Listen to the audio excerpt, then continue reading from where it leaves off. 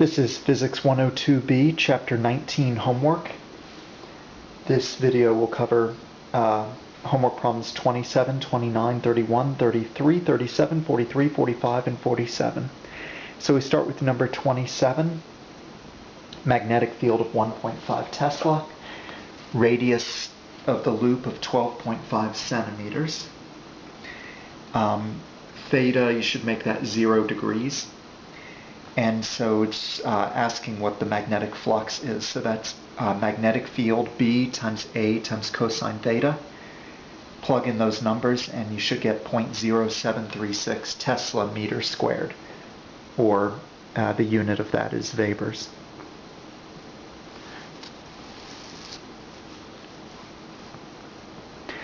Number 29. You can see my drawing right here. This is how I interpret it. It says the magnetic field is 72 degrees inclined to the horizontal, and it asks about the magnetic flux through a horizontal rectangle. So what we'll need here, and here's my horizontal rectangular roof, what we'll need here is the angle between the magnetic flux and the perpendicular to the roof, and so that's going to be angle theta. It's the complement of 72 degrees, so I get theta is 18 degrees. And then to find the flux, you take BA times cosine theta, so you plug in those numbers, and you get 0.0359. The answer in the book I disagree with. It says 0.01 something, and I believe that's a mistake in the book. The book assumes the roof to be horizontal, or maybe it assumes the magnetic field to be of the Earth to be 72 degrees from the vertical, but something's gone wrong there. So this is the answer.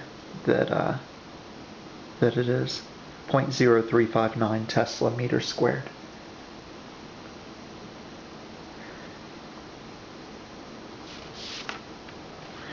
Number 31.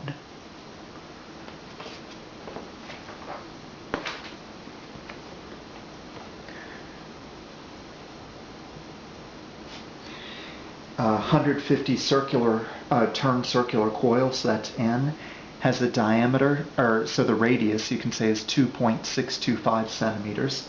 We have a resistance of 1.30 ohms.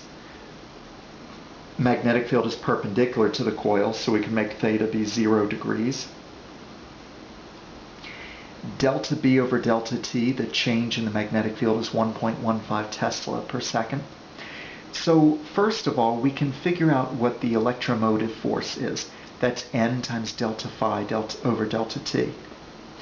Now expand phi to BA cosine theta, and then you see in this line right above my pen, anything that is constant, just move it out to the side of the deltas. So the A and the cosine theta go out to the side, and you're left with NA cosine theta, and then what's left in the delta is delta B over delta T. So when you plug in those numbers, well, you see the numbers that I have plugged in, 150 times pi r squared times cosine 0 degrees times 1.15 Tesla per second. And we get an electromotive force towards the bottom of the screen of 0.37342 volts. Then to find the current, we apply Ohm's law, electromotive force, and we really only care about the magnitude of the electromotive force, so that's why I have the absolute value signs. But it's that divided by resistance, and I get 0.287 amperes.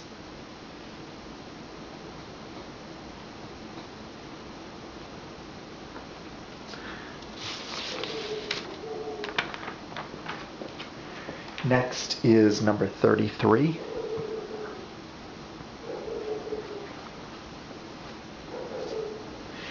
A square wire loop, 15 centimeters on the side, in the XY plane. So note how I've drawn it, and I've drawn it with my XY axis, and that means this positive Z axis is coming straight out of the page, like my pen is doing right now. That's the way the magnetic field points, and it's increasing. What's the direction of the induced current in the loop? Well, I've taught you two ways in class to figure that out. Here's what I've decided is the easiest way, or just another way. If it's increasing in this direction coming out of the page, we want to have a current that will make it increase in the other direction, going into the page. So I point with my right hand, my thumb into the page, and my fingers curl in the direction that'll make it increase in that direction. So that's in the clockwise direction. So as I'm looking at the XY plane from the positive Z side, it's clockwise. From there we find the electromotive force, just like we did in the last problem, delta phi over delta t, which becomes A cosine beta, those are constant, times delta B over delta t. Plug in those numbers and we get 3.375 times 10 to the negative 4 volts.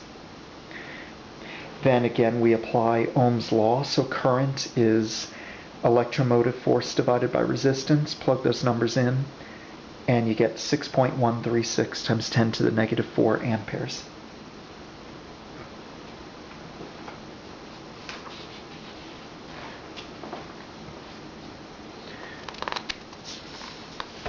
The next problem is number 43.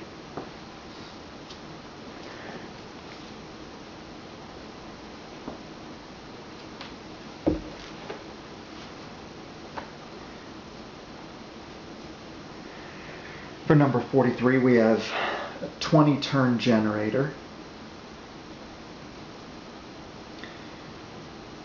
There's the area. Rotates at 50 hertz in a 0.75 Tesla magnetic field. Find the peak induced EMF. Okay, so the peak is going to be NBA times omega.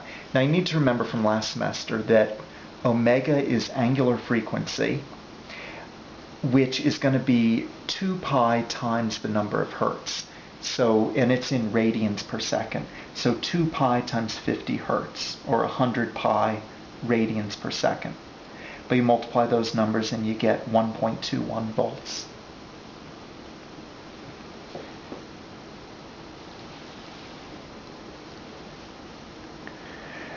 Number 45, a generator with 150 turns, square coil, 5 centimeters on a side.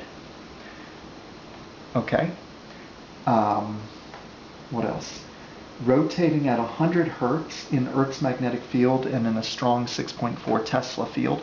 So again, the peak is going to be electromotive force NBA omega, just like in the previous problem. Make sure that you take the number of hertz, that's 100 rotations per second, but in order to get omega, which is radians per second, you have to multiply it by 2 pi. And so you plug in those numbers, and for part A we get 0.0118 volts. For part B, when it's a stronger magnetic field, just insert for B 6.4 Teslas, and you get 1508 volts.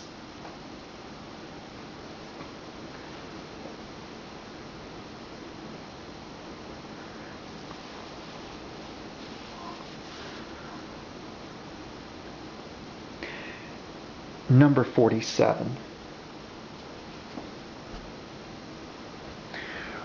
47 involves a transformer. This is the main equation you use. The electromotive force on the secondary coil is equal to the electromotive force of the primary coil times the ratio of the number of turns around the secondary over around the primary. And so it's going to be, let's see, how many turns should the secondary have in order to produce that? Oh, okay. I'm sorry. We're up here, part A. So you want to take that formula that I have here in the purple box, and you're solving for NS.